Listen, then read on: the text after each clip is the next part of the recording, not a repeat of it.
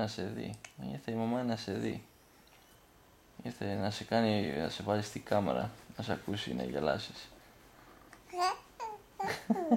Μπράβο, μπράβο. Τι άλλο, λέγε, τι άλλο. Τι θες.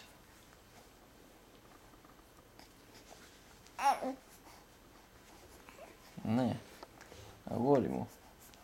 Παιδί μου εσύ.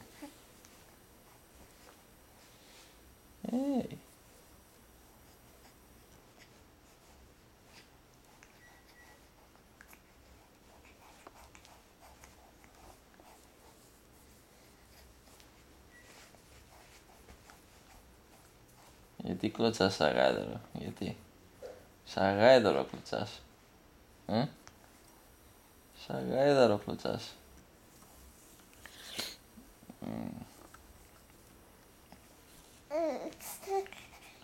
Έλα, πες το, πες το. Πες το, πες το, πες το.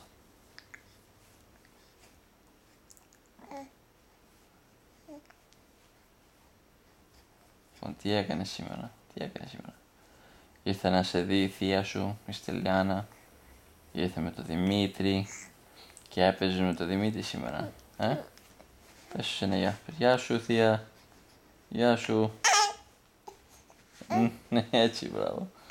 Και μετά τι έκανες, εσύ πήγες για να είναι, κοιμήθηκες. Κοιμήθηκες. Ναι.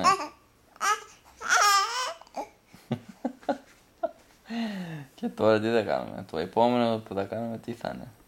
Τώρα σε λίγο θα σε κάνουμε μπάνιο, θα σε κάνουμε μπανάκι. Θα σε ξεβρωμίσουμε ρε, γιατί τα πόδια σου μυρίζουν.